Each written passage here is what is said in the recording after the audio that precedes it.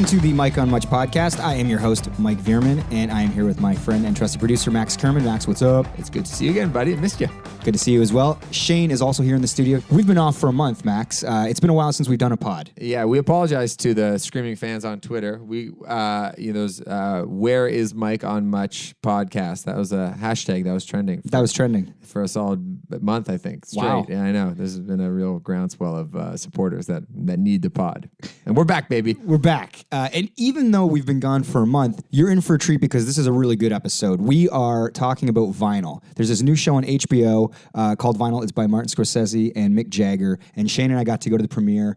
We interviewed Bobby Cannavale and Terence Winter, who also wrote Wolf of Wall Street. Yeah. And you're going to be hearing from those guys later in the show. We're going to talk about the premiere. But first, Max, what was going on in LA, man? So we had to take care of some business, band business. We're finishing up our new record, and it's being mixed right now by a guy named Mark Needham in LA. And Mark has worked with like Fleetwood Mac, Chris Isaac. He mixed the first Killers record. He mixed the Imagine Dragons stuff, Tokyo Police Club, a whole bunch of things. So we wanted to do like the last 5 or 10% with him so we could do all the little adjustments. And so Mike and I and the band went down. We also had some meetings just kind of around LA, and it was like 10:30 in the morning. Mike and I were getting a coffee at this cool coffee shop in downtown LA, and in walks in Emily Ratajkowski. From the Robin Thicke video. Hey. From the Blurred Lines video. Yes. And she was there, so I was like, holy shit. And was she wearing a top? yeah, she's wearing a big jacket and bell bottoms, actually. Did everyone notice her, or are people in LA beyond noticing these things? I think that's why people like live in LA, is that no one really cares because there's a lot of famous people hanging around. And but she was with her boyfriend. They were like kind of smooching, and he was kind of an ordinary looking guy. Like you kind of expect them to be like with, I don't know, like a male model version or something. Sure. But he seemed to be like an artsy kind of looking type. And but I wanted to say something to her. You know, I needed to have a story, and so she appeared on Lena Dunham's podcast. Wow. You know Lena, and of course, yeah. and that whole podcast was about body issues. So the first person on the podcast was like a transgendered person. Another person like was born without legs. I'm getting some of this information wrong, and she was on the podcast too, talking about her body. So we were just sort of leaving as she was coming in, and I could tell she was kind of like looking for a place to sit because there was no more seats in the place, and so you pulled your chair. No, I was getting up. I was like, hey, you guys can sit right here, and then she was like, thanks. I was like, hey. By the way, loved your interview with Lena Dunham. Wow. How'd you listen to it? Oh, I did. Okay. Oh, yeah, I listened to it. Did you love the interview she did with Lena Dunham? I don't think I loved it. Okay. So you became a phony LA person. You were there for 1 week and you became a phony. Immediately. And you do look skinnier now somehow. Do I? know. Yeah, Yeah. you look great. That LA life. It's changed really, you. I did Runyon Canyon a couple times. Did you? Yeah, which was really, Wow. Runyon Canyon. Sorry, quick just story. before you get to that. Yeah. How did she respond to I love the interview? Oh, yeah. She said, thanks. And then walked away. So that was kind of exciting. And then the other thing that happened when I was down there, so Mike left on Saturday, and I don't really know. Mike from your band. Mike in the band, and I had to stay a couple extra days. So I don't really know anybody down in LA. I know a few people, and one of them is our friend Matt Unsworth, and he listens to the pod. Shout out to Matt. Hey, all right. And we go over to Tim McAuliffe's house to watch the Super Bowl on Sunday. We're both like very hungover. Former pod guest. Yeah, and Tim McAuliffe is a comedy writer for Last Man on Earth, wrote for The Office, Fallon, Tonight Show, whatever. Walk in the room. Who's there? Fallon. Nope. Oh, Will Forte. Nope. Oh. Nathan Fielder. Oh, no. To save this for the pod. That's even crazier. Yeah. That's fucking nuts. I know. So and Matt didn't tell me he was going to be there. I just sort of like Wow. walked in Tim's house. For our listeners, Shane is a massive Nathan Fielder fan. And Nathan It's the Fielder is funniest Nathan show in the world. Nathan For You, which is an amazing show on the Comedy Network, and he's a Canadian guy, and I think I told you about that show before. You maybe. were the first one to see it years ago. I remember you Yeah. were like, have you guys watched this Nathan For You? And you were talking about the poo ice cream. The poo ice cream, yeah. Yeah, and I was like, what the hell is he talking Yeah. about? And then finally we got it at Much, so we started seeing it. It was like the funniest. Yeah, it's like a Charlie Kaufman prank show. Like he's genius with his pranks. Oh my God. So it was cool. So we went. So it was basically like Matt, his wife, Tim, Nathan and another guy named Eric, who's a comedy writer too. So it was a very small thing. Yeah. So, but I didn't like acknowledge that like I knew who he was because I didn't want to like be the fan. So you go out of your way to fanboy with Emily Ratajkowski. Yeah, but I feel like doing that to Nathan, not that I know him at all, would be even weirder. I would Sure, have I gone would've played nuts it cool. on him. Really? Yeah. What would you? So I you was would've- getting McAuliffe to text Nathan yeah. to find out when his birthday is because I'm trying to figure out a mystery because I think we share the exact same birthday, May 12th, 1983. Oh, crazy. But on his IMDb, it doesn't say that. It says like February or something. Okay, weird. But I have behind the scenes footage of him. Like I went through like our work archives and watched how he acts like before and after an interview. And he was like, "Oh yeah, my birthday. I was born on Mother's Day." He's like, "Yeah, it was May 12th." Oh, wow. And it blew my mind that we shared the same birthday. But I wanted to get to the bottom of it. He didn't mention when his birthday is. He right? did not mention Okay. in the scope of the conversation. He stayed till halftime. But the funny thing was, he wasn't that chatty, but he's kind of just like he is on the show. Like he is always sort of like you can see the wheels turning behind his eyes.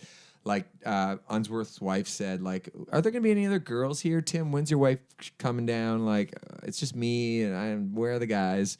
That was a bad imitation of her. I don't know why. But she's awesome, by the way. And Nathan's like, well, like we can be like the girls if you want. We could just like chat with girls. Why do you need that? Like just very dry. I knew he'd say that. Yeah. Yeah, just trying to. Anyway, and there's a couple of instances I forget what he said, but it was I could just like tell he was like thinking about bits on his show. And then I've watched the most recent season since, and it is so funny. Speaking of Matt Unsworth, I got to invite him to the bachelor party. I don't know if he's going to come. So what we're talking about is Mike Veerman, our host, his bachelor party. Well, speaking of the wedding, actually, so Danica has like this massive wedding party. It's like 8 girls, and I've got like my guys.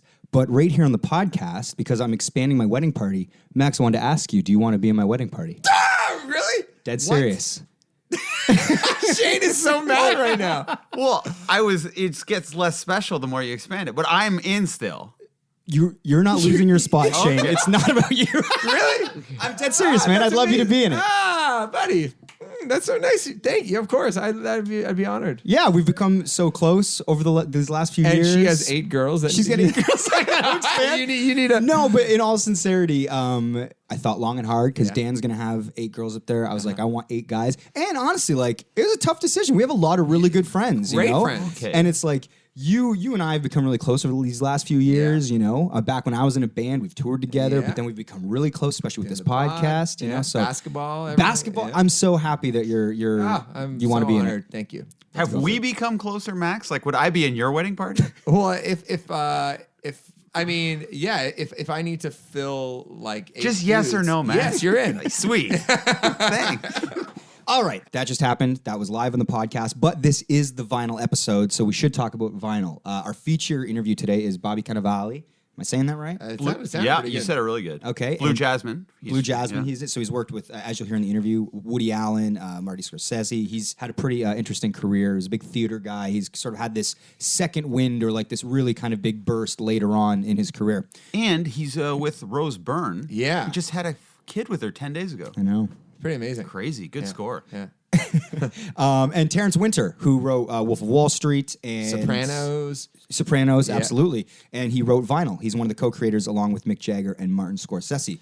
So Shane and I were lucky enough. Max was still in LA at this time, and there was there's like a big premiere that like Bell Media and HBO put on, and then a big after party. We're actually going to talk about those in the dessert. But just to set these interviews up, so we found out that morning we were doing them. But Max, you'd prepped some questions the night before in anticipation that they might do an interview with us. I was in Hollywood working on the questions. So we were ready to rock and roll, and I think I told you that morning. I was like, Shane, do you want to come produce this thing? Yeah, that was exciting. Yeah. Yeah, Went to the Four Seasons. They were doing it. We did it in a suite. It was our first like interview at a suite, like a junket. Nice. It was pretty nerve-wracking waiting for them to come in, and I'm kind of like the social media guy. Oh, right. You're taking the photos. So I'm like, I put my foot down. I'm like, we're taking photos. Oh, good. Of everybody. So my plan is when I shake someone's hand, I say, do you mind if I take a candid photo of you? And then I usually take one at the end of Mike and the person. So I try to take like an action shot and then one at the end. But Bobby came in like so hot. He's just like, oh yeah, oh hey, where do I sit here? Hey, nice to meet you. And he just got into it. So I didn't want to take like a sneaky photo of them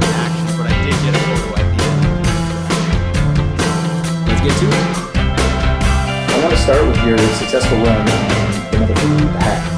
Because, I mean, this is where Martin Scorsese and Woody Allen saw you, right? And Terry, yeah. So, I mean, they see you. How does this sort of thing work? Do you get like a call? It's like they saw you in this, they want to work with you? Yeah, well, they wanted to meet me. I did this play, and I've been doing theater for years in New York, and the Hat was a really, really extraordinary play, the best play I've ever been in.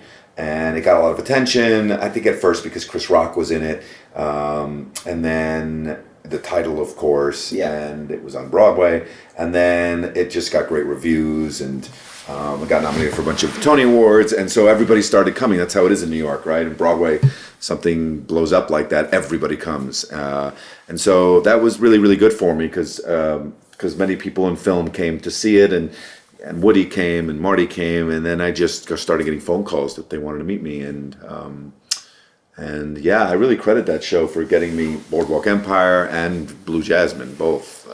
Without that play, I don't think those guys would have known me. When you get a call like that, I mean, like you said, you've been acting for a long time. Yeah. Is it business as usual, like, oh, another meeting, or is there a bit of like a holy shit? Yeah, of course, there's a holy shit when Woody Allen calls. Yeah. More than somebody else. Yeah. Yeah, and you just like, I've always been the kind of person to just do my work, and I go by my instincts, and, I've made some weird choices in the past, and not one of them has come back to really kick me in the ass. In fact, they've all been really good choices, and many of them have to do with the theater. I remember passing on a very, very big movie years ago to do a play called Hurly Burly. And it was a revival of a really great David Rave play, which became a movie itself. It then became a movie, and it was a 20th anniversary revival of this that was very, very successful in New York. We ran it for 6 months. It had a great cast. Ethan Hawke was in it, and Parker Posey, and myself, and Wally Shawn, and I did that, and that's how I met Rick Linklater, because Rick and Ethan were friends, and Rick came, and then that's how I got cast in a movie called Fast Food Nation that Rick directed. And it wasn't a hugely popular movie at all, but it did give me that relationship with Rick, so that's one thing. And it also was the first time I got to play like an antagonist, a bad guy. Okay. First time ever that I got to do that. And it was because I played kind of a prick in this play that Rick cast me like. It's the first guy to cast me in like a bad guy kind of role.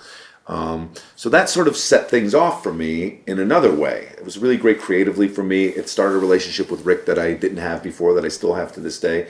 And so like, my whole thing has always been to just like follow my gut in terms of the roles that I pick, and let the chips fall where they may. And usually it's worked out pretty good. And usually when I pick a play, usually good things happen for me in other mediums. It served you well. I usually end up getting a movie, or I end up getting a show like this. It has served me very well. I mean, that's a really tough decision. So you have the option of doing this feature that you said was a really big movie, and then you go with the play. Was it agonizing at all to go, hey, like, this might be a better creative decision because I want to do the play, but I mean, the movie could... I mean, that's a tough decision. It's a tough decision in the moment, I guess, but once I make it, I'm the kind of person that just moves, that just goes forward, yeah. And I haven't, yet to this day, I haven't made a choice where I've looked back and gone, I could have done, Titanic, it was right there. That hasn't happened yet. But it probably wouldn't happen anyway, because I feel good with the choices I make, and I just move forward. There's just no point. Yeah.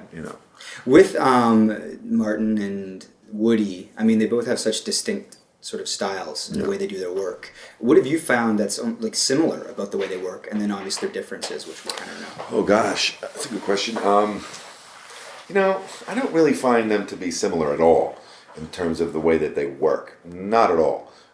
They're very, very different. They're just about as different as you can get. The only thing that they have in common maybe is that they're both from New York. Both from New York, One's right. from uptown, one's from downtown. That's not true either, actually. Woody's from Brooklyn, but Woody lives uptown now. So does Marty, actually. That's really the only thing they have in common, is that they're New Yorkers. They're both prolific. They just direct very differently. Yeah, I mean, I guess that's what I'm getting to. Like, what would be a difference in the way that they sort of direct? Like, what's Woody's approach, say, with an actor? Like Marty, like Woody hires you. Woody, you go and you meet Woody, and I mean, it's different for everybody. I went in, I'd heard that he wanted to meet me.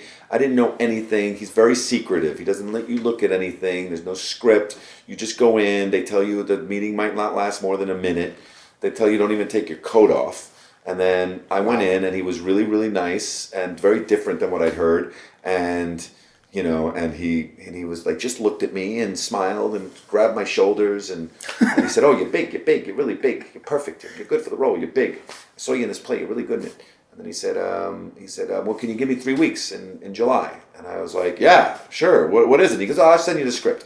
And then they send you the script, and then you don't talk to him until you show up on set. There's no rehearsal. There's no discussion. You just when he's ready for you, you just show up in costume, and he tells you where to walk, and he doesn't really there's no chit chat. So all your character work, is that you sort of like? He expects you to bring the character. He trusts you. He's very good at casting, and he just trusts that you're gonna know what to do. And he doesn't really like a lot of questions. He doesn't like a lot of actor talk. Yeah, motivation, background. Yeah, doesn't like it. Likes it better when you don't ask questions. And then he likes to wrap in time for dinner. Marty's like the opposite, right? So Marty puts you in his pocket for 3 months before you start shooting, so that you feel really comfortable with him. So I'm going over to his house. I would never go to Woody's house.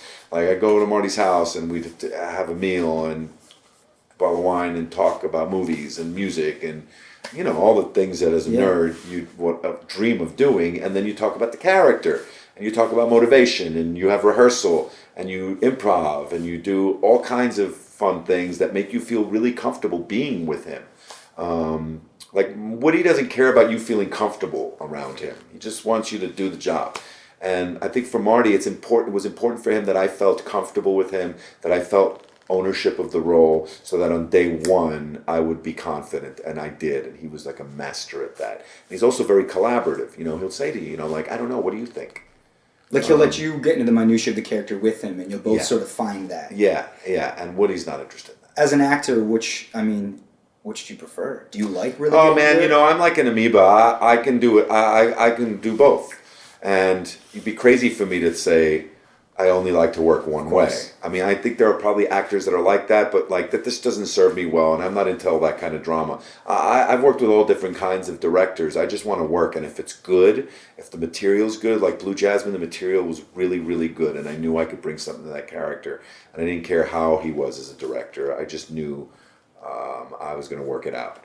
And so I don't mind. I like working all different kinds of ways. I'm not in this to have the same experience every time. Sure. Back to vinyl. Aside from meeting Mick and then working with Terence and Martin, how much did you delve into sort of rock and roll? Did they have any sort of rock and roll biographies they wanted you to read to prepare for this? Yeah. This came to me while I was shooting Boardwalk. So at this point now, it's 4 years now that I've been attached to this, and from the very beginning.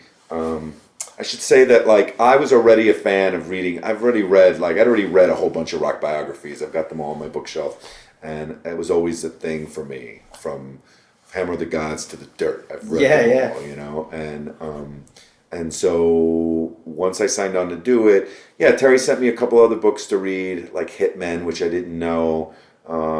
There's a really good one by Chuck Negron, who's the lead singer of Three Dog Night. Yeah. And it's all just color, really. It's just flavor about the time, about the period, about the business. Love Goes to Buildings on Fire. Really, really good book by Will Hermes. That's very good.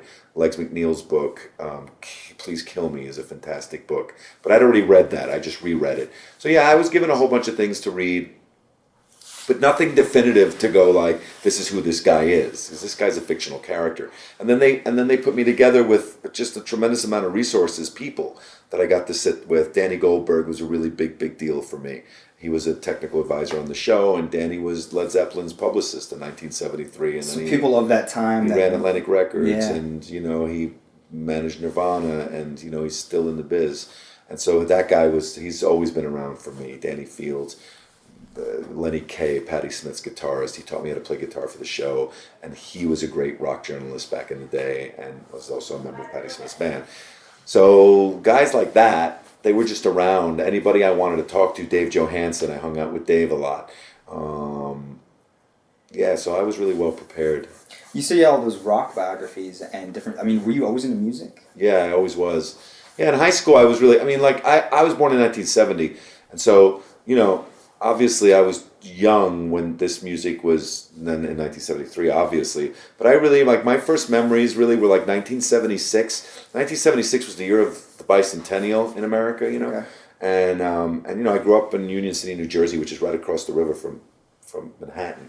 And like 1976 was just a big year because, you know, the bicentennial was 250 years of the country's existence. And so there was like, I remember like all the time on television there being some kind of something connected to the bicentennial year. There were things in the river, there were parades, there were all kinds of things. And the music of the 70s really started there for me. And then, you know, by the time I'm a teenager, 1982, 83, you know, I'm listening to music of the time, but like, frankly, I'm listening to music that was around 10 years earlier. A decade before, yeah. A decade before, which is, a lot of times we do that, Yeah. you know? Because if not, I'm just stuck with Wham all the time, you know? And so I'm listening to a lot of Springsteen, I'm listening to the Eagles, I'm listening to Zeppelin, I'm listening to The Who, and Bowie, and the Stones, and a lot of Beatles. I was really into the Beatles as a kid, and so that music was just, you know, it wasn't old at the time. It was only 10 years at tops old. What do you find yourself listening to now? I listen to a lot of music from that time. Still, particularly now, I mean, yeah, still, I'm partial to singer-songwriters, and so like I'm a big Dylan fan. I'm a really big Dylan freak, and I like Springsteen obviously a lot, and I like Richard Lyndon Thompson a lot, and you know that's like old music I know at this point, but it's just like unbeatable. It's so good. Van Morrison, like, you know, if you find, like, I have friends, Randy Poster, like, he loves Van Morrison, he's our musical supervisor, and he's always sending me, like, shit that he finds, just, like, rare, you know, unearthed, alternate track of Van. Yeah, absolutely, you know? deep cuts, and weird I'm tracks, like, I love all that tape, shit, yeah. you know? But I like, you know, I like new music, too, but even when I say new music, like, what am I talking about? Like, Wilco's already like 10 15 years old. years old. Exactly, yeah. But I still think of them as like my new band. But I really do listen to, now that I'm doing this show, it's just really easy. It's like, it's not hard at all to just put on music from that time. And like now I'm hopeful that we're going to get a second season. And so I've already started, like every morning I put on music from 1974, which would be the next year that we would start with.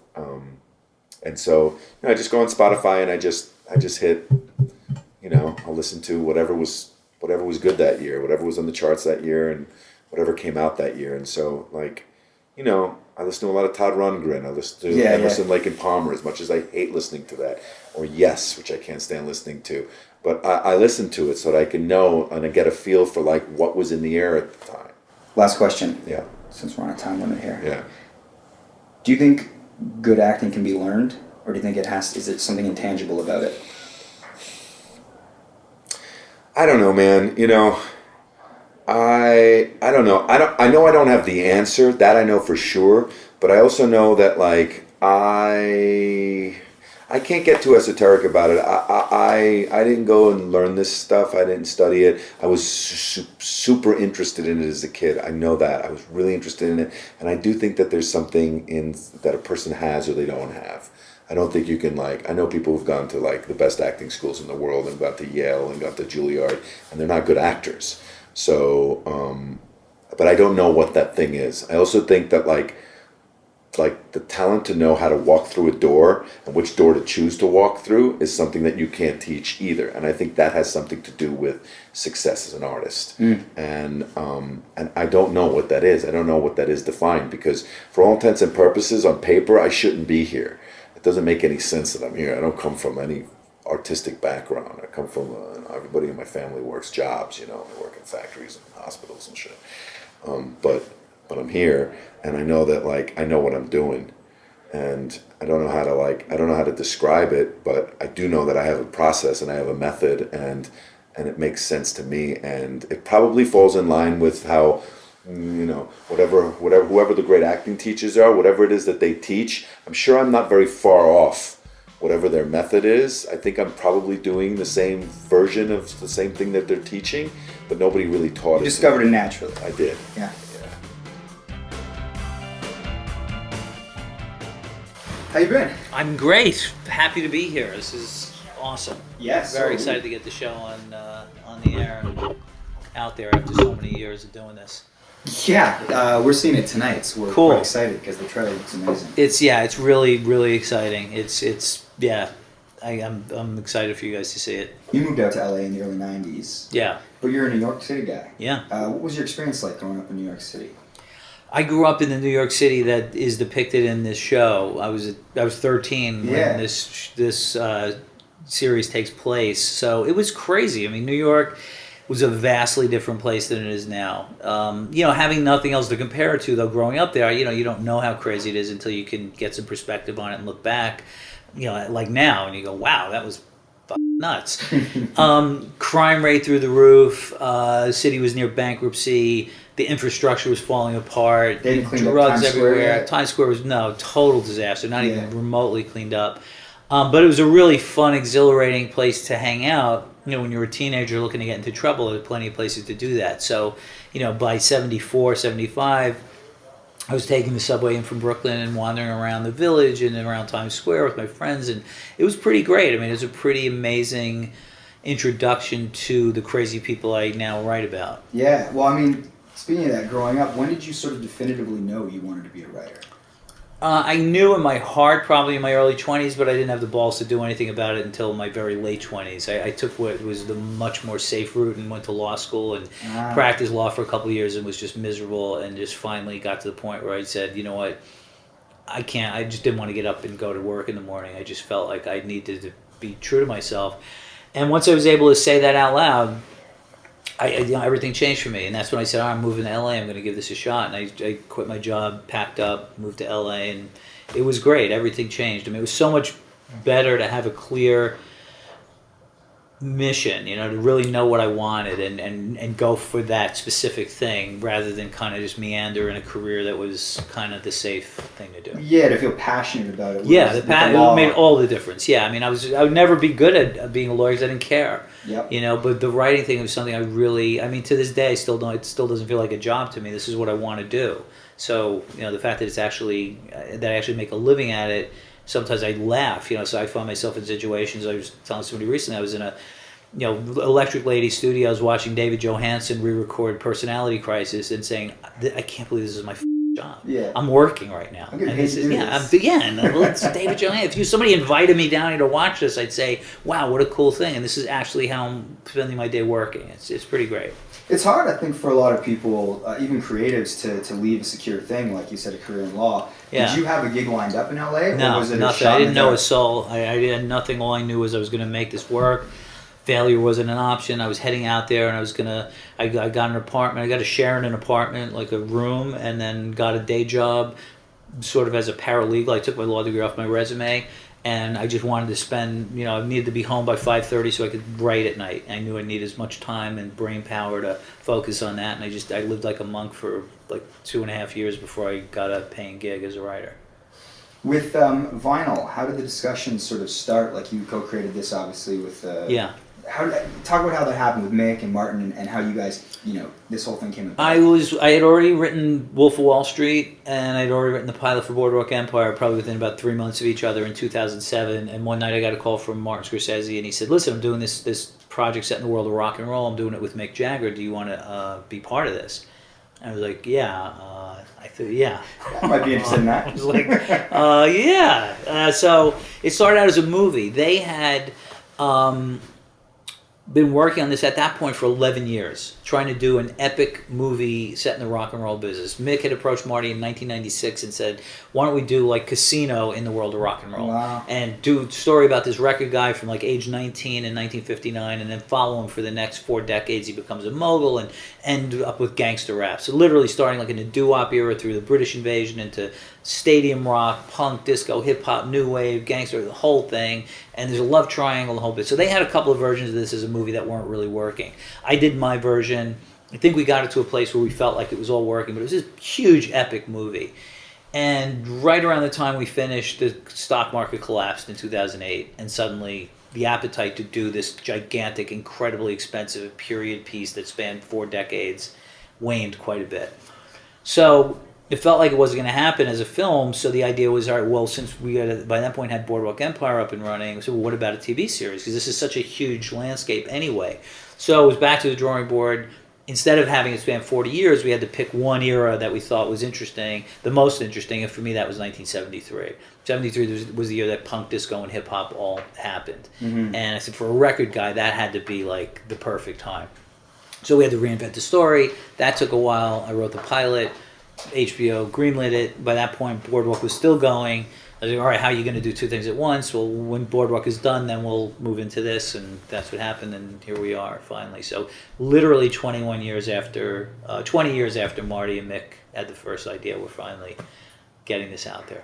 Had you met or had a relationship with Mick before this project? No. I met Mick over the telephone when I got the gig to write the movie.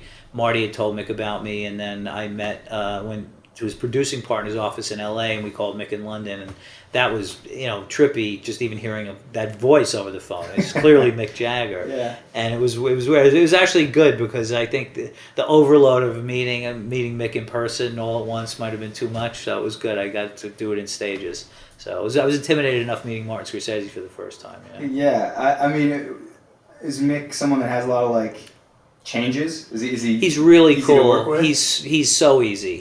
First of all, he's incredibly polite, hugely funny, really, really smart, really warm, collaborative. I mean, really, if you didn't know this was maybe the biggest rock star ever, you would never know it by talking to the guy. He's so nice. I mean, really, that's the thing that strikes you about him more than anything. And for quote unquote normal, he is just absolutely a completely lovely regular guy who'll say, hey, sit down, can I get you something, how you doing, and you can, literally go, God, this guy was on stage last night in front of 70,000 people, and boom, then just changes back into Mick, and it's pretty amazing to watch, and yeah, he's been great. Do you have a place that you write most often, or can you write anywhere? I trained myself really early on to not be married to a particular desk or thing on the desk that I need, or space, or picture to look at. So if you hit it hard in a hotel room, you'll do it. Absolutely, yeah. Stairwell, on set. You have to be if you're working actually on a show that's actually being produced. I mean, there are times we'll say, Jesus, it just rained. We don't have a cover set. We need to shoot a different scene. We don't have that scene written. Okay, give me an hour. Boom, write it. Here it is. Let's do it. You have to. Otherwise, you'll kill yourself. Otherwise. Is there a process, or are you pretty nimble as far as? I just kind of start writing. I don't think I've ever suffered from writer's block in any way, because it sort of feels like a luxury you can't afford. Again, particularly if you're working on a show and you've got. Yeah, you got 300 people waiting for a script. You can't be navel gazing. It's we need pages to that once that ship sails, they start eating up script pages really quickly. So you just have to sit down and start writing. So what I'll do is, if I'm not inspired necessarily, I know basically what the bare bones of a scene are. I will write the worst version of that scene, literally, where it's people just talk back, forth, just get something on a page and then start to shape it. It's like if you were sculpting a figure or something, you just start chipping away and having something that roughly looks like a person, and it's like, okay, let me start from here, and then just continue that way. You mentioned, talking to Mick was like meeting Martin Scorsese for the first time. How did that meeting come about? Had you been doing Sopranos, and then he sort of? I finished up on Sopranos. The idea was going to be I was going to create something for HBO. We weren't sure what that was going to be. They had optioned a book called Boardwalk Empire, which was essentially the history of Atlantic City. It's this big historical book about Atlantic City and its development. They gave it to me. They said, why don't you read this, see if you think there's a series in there anywhere. So I said, all right, great. And on my way out the door, they said, oh, by the way, Martin Scorsese's attached to that. And I said, great, I don't even have to read it now. Yes, there's a series in there, and I'm going to find it. And I went home and I said to my wife, they just handed me a TV series. If I figure this out, if Martin Scorsese is truly attached to this and I figure it out, they'll do it. There's no way they're not going to do this. So she said, well, we'll go figure it out. So there was a chapter on this guy, Nucky, and he ran the city during the Prohibition era. And I was like, this is the series. This guy is fascinating. He was this corrupt politician who overnight became best friends with every gangster in America because alcohol was suddenly illegal, and he ran a town on the ocean. That's where it all came from. Where the booze is coming in. Yeah, absolutely. Was that meeting warm? I mean, how was that? Great. Same thing. And I was really nervous, not so much that, because it's Martin Scorsese, more that this was really my idol in this business. This is what's so bizarre about this for me is Goat's Head Soup in 1973 was literally the first album I ever bought. I was a huge Rolling Stones fan. Taxi Driver was the movie that made me want to do this. Taxi Driver was the movie that made me start thinking about cinema and movies in general. Up to that point, I was a fan, but I didn't really think about it. That was the thing that I walked out of there and went, wow, what was that? Why was that different than other movies? Who's this guy, Martin Scorsese? So what I was worried about, I was like, God, I hope he's as cool as I think he is. You know, all the interviews I've read, I hope he's, you know, really nice. And he same deal. Within 5 minutes, like laughing, telling stories, felt like exactly the guy I hoped he had been, and that's exactly who he is. Really collaborative, really funny. Just like a wealth of, obviously, you know, one of the gods of cinema and a, you know, movie encyclopedia in his brain, but really, really funny and enthusiastic and really solicitous of your opinion, and like it was great. It was like a dream. I walked out of that meeting, I was like high for 3 days. It was just great. He responded. I pitched him on the Prohibition thing, which he really sparked to. He had never really done anything in that world before. Obviously, he had done a ton of gangster stuff, but never that era. And we just clicked on that right away and just started going back and forth, and yeah, it was great. With the stories that you tell, you know, there's, you know, your stories have dealt with murder, sex, drugs, across the board, cinema, television. Where do your primary like sources for those stories come from? Are they like nonfiction in the news? Is it books? Is it your imagination? Like, where do you source? Just a little of everything. I mean, I think it starts from just having grown up in Brooklyn. You know, I mean, I kind of grew up in and around an area that had guys who were not dissimilar to the characters on The Sopranos. So sort of by osmosis, I sort of understood how those guys talked and acted and thought. Just their basic rhythms and rules and that sort of stuff. I was always interested. Then growing up, you know, watching TV, you know, the stuff I gravitated to was, you know, gangster films, the old Warner Brothers stuff, you know, Jimmy Cagney, The Bowery Boys was a series in the 40s, kind of comedic, but sort of still, you know, kind of had that kind of grit and edge. You know, crime just like always fascinated me. I was really interested in con men growing up for some reason, and then as I got older, I started to learn more about the mob, and The Godfather certainly was something that was huge, and then just something I was always interested in about, and just understood. And when I saw the pilot of The Sopranos, like I just immediately said, I know these guys. I absolutely know who this guy is. I can write this guy, and you know, I think I was right. Writing vinyl, you're also an executive producer, co-creator. When you were writing sort of early on, did you always have like ambitions to do more? Yeah, I wanted to do my own stuff, certainly. I knew at some point it would be, that's the job I wanted. I wanted to be the guy who created the show and told my own stories as opposed to working on somebody else's stuff. Well, even though the stuff I got to work on was great. I mean, there was no better. You know, as I said to David Chase, you know, going into the last season of The Sopranos, I said, if you said we're going to do 10 more seasons, I would say, where do I sign? You know, that said, you know, if you want to end the series, I can deal with that too, but I would do this for as long as you want to do this. It was so great.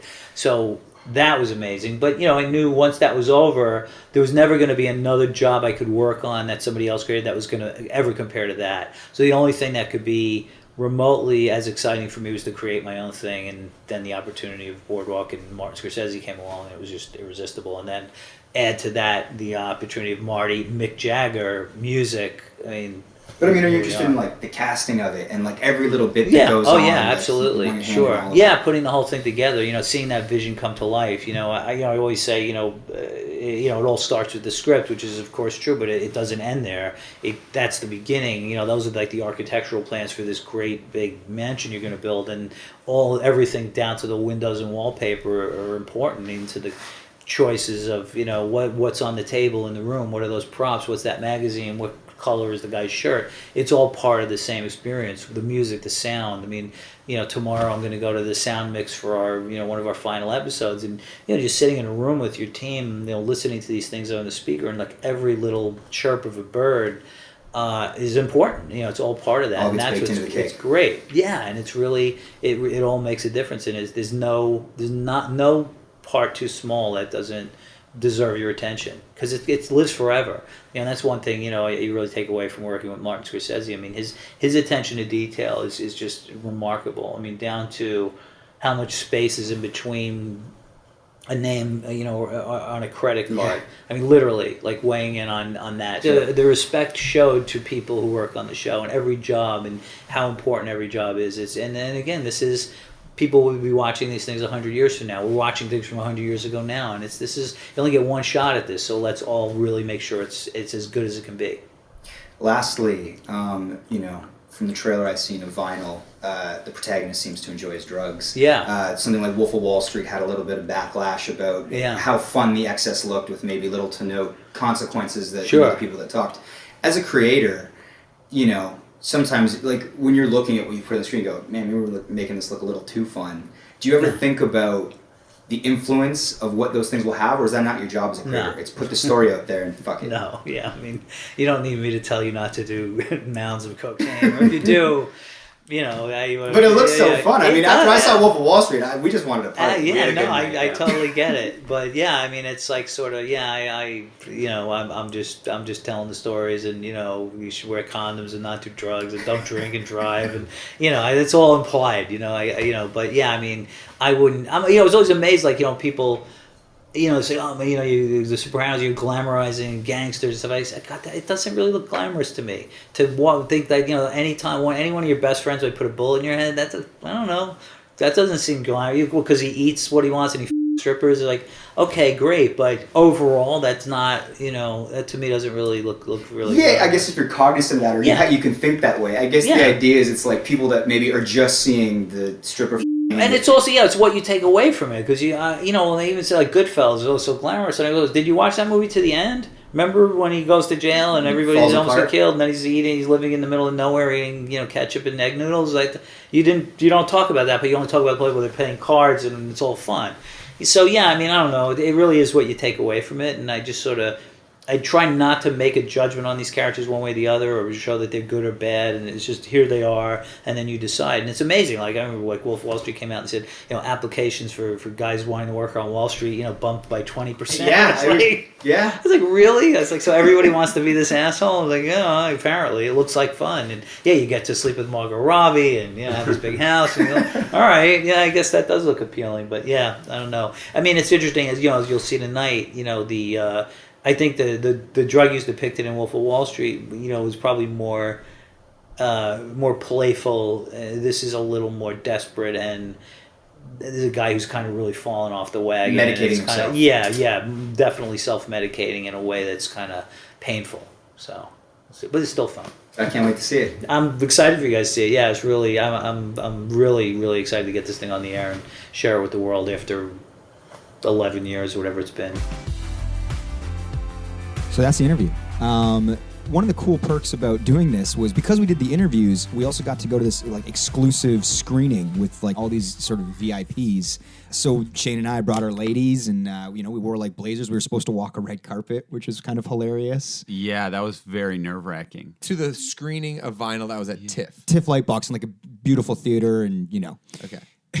So we were gonna do that, and then afterwards there was a big party at the Horseshoe where Sam Roberts was playing. That's right. Yes. So basically, we were supposed to be on the red carpet for 6:40, but Shane and I were already pretty trepidatious in the sense that we're going to walk on the carpet, and people are going to be like, who the hell are these guys? Yeah. Because there's people they're interviewing as they're walking down the carpet. But I think most red carpets, there's 3 people that people actually recognize, and there's a lot of just Filler, people who are affiliated with the show. But what would we say? Hi, I'm with a podcast? Yeah, I have no idea. Yeah, I guess so. Really? Yeah. And it's how are you associated with the show or whatever? We're just here to watch it. All right.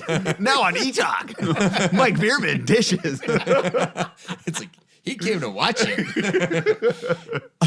So we boogie down there. We kind of walk in. We look at the red carpet, and we're like Bobby Cannavale's on there, and Terence Winter, and Sam Roberts, and those guys are kind of waiting to get put on, and they're the red carpet's backed up a bit, so it's going to be a little bit. But we kind of lost our nerve. So we check our coats. We go up. We get our seats. What were your thoughts on the show since you're our... Well, yeah, not that I would want to, but I'm just saying, are we allowed to trash it? What are we supposed to... Yeah. Well, okay. Well, do you have to give it a glowing review? No, let's walk through this a little bit because on one hand, we, the show is put out by Bell Media, and Bell Media is the distributing company for HBO and This podcast. and we got the interview via those channels, and we're grateful for them. But the reason why we have you on the show, Shane, is to give an honest take. We Street cred. We don't want to be compromised as journalists, because that's what we are, right? I am. Personally, Okay, so we'll let you get in trouble. So go ahead and let's hear what you think of it. Well, Okay, and I'll say this: I read some reviews, and they're all super glowing. there was 40 minutes where I was just like, okay, this is kind of boring and monotonous. It kind of reminded me of The Big Short. Again, not a popular opinion that I didn't like that movie. It was overwhelmingly popular, so it's just one man's opinion. Yeah, But Andrew Dice Clay was awesome in it. I thought it was the best, and he was also in Blue Jasmine. yeah.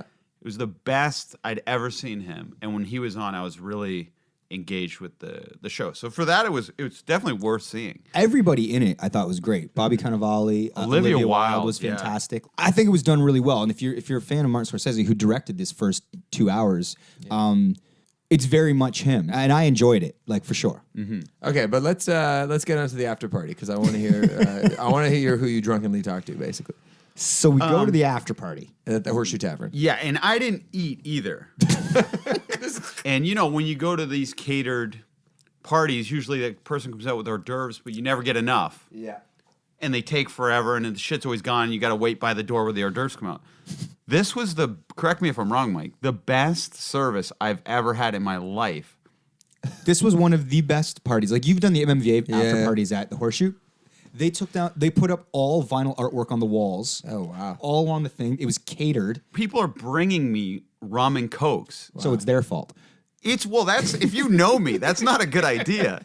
So, but yeah, it was really well done. And then Sam Roberts' band came out, and they did a 45-minute set. Like, it was an impressive party. That's amazing. They went all out. It was awesome. So, like at these events, I get too drunk. I always wake up with a bunch of texts with like promises and shit that I make. Like when I get excited, right? Like I start like bragging a lot or something. Like remember you played Soho House once? Yeah. And then you thought it would be a good idea. Like I was giving Nick, your band member, the finger all show. Yeah, and yeah, like, yeah. you, Nick. And you were like, look at who we have here. This guy directed one of my music videos. Oh, yeah. But it gave me so much attention, and everyone wanted to talk to me in my own head. Yeah. So I got so bombed that night. I woke up and my phone was filled with gigs. This guy was like, "Okay, Shane, we're gonna have you show up at 8 next Friday. You're gonna film the whole thing. You're gonna edit it." And I had to like back out of all. I promised. So this people- happened at the Soho House. Yeah, corporate videos, music videos, comedy skits. I was telling people like I do it all. So I wake up after this party, like I know I annoyed the shit out of Greg Stewart. Like I was just talking his Greg ear Stewart off. is Greg Stewart, actually, yeah, he's a big part of Supporter. this pod. Yeah, Yeah. he gets us guests. He does a lot for this pod. Yeah, So he's Shane, been what did you do amazing. to Greg? Yeah. I guess I kind of felt like I was a celebrity or something because people are like mentioning the pod, and I'm at this VIP event, and You're I'm just feeling really like a big pontificating, deal. like talking about how we're like Howard Stern and we're authentic or something. Oh my goodness. And Greg's just like, oh my god, like I can tell, like when you're drunk. And you can see someone, and they're like, okay, like It's like like- you can't it's- stop yourself. Yeah. But like you're running on some crazy drunken autopilot, and you're like, tomorrow I'm going to regret this. Brutal. So and then Brandon Canning from Broken Social Scene was there. Oh yeah. And Mike was talking to him for a little bit, and I was like, I just pushed Mike out of the way. I'm like, hey, I read your book, man. I was like, it's like this book is broken, and I'm like, yeah, you did a lot of stuff in Hamilton. He's like, no, we didn't. And I'm like, yeah, you did, man. I read the book, and I'm like telling him what he did, and then I woke up the next morning with text from Brendan. Yeah. Sorry, my good friend now. But yeah, so you exchanged numbers with him? So are you working on a music video for him or something? I know I was like trying to get him as a guest or telling him like stuff. Like I can't even say. All I know is his text was like, "This is Brendan.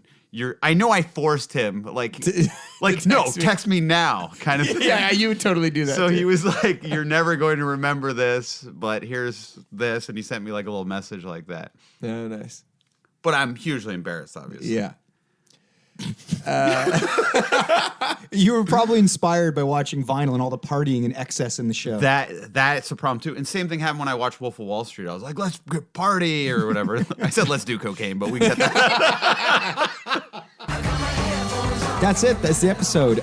We're so happy to be back to the regular schedule, so you guys can look forward to more episodes and more great guests. We've got interviews in the can, ready for you to hear. We love hearing from you on Twitter. Also, rate the show on iTunes. Leave us a comment. Any feedback is welcome. And our Instagram's going to start blowing up Yeah. because I'm taking a lot more photos. Good. Of Mike with every guest. I heard Instagram you can swap profiles. On Twitter you can They've updated that now? They've updated it now. That was one of the reasons why we don't Instagram enough. It's because it was just signing in and out of our Kells. Our own, yeah, it's a real exactly. pain in the ass. But now I think you can jump around. And where can you find those, Max? Mike on Much on Twitter and on Instagram. All A right. huge thank you to Jenna Gregory. It's jennadoodles.com. And a huge thank you to our friends at Bell Media. We love vinyl. Yeah, thanks for sending us a career. It was fantastic. Tune in. The Mike on Much podcast is produced by Max Kerman, and I am your host, Mike Veerman. See you next week if we don't die on the weekend. Woo!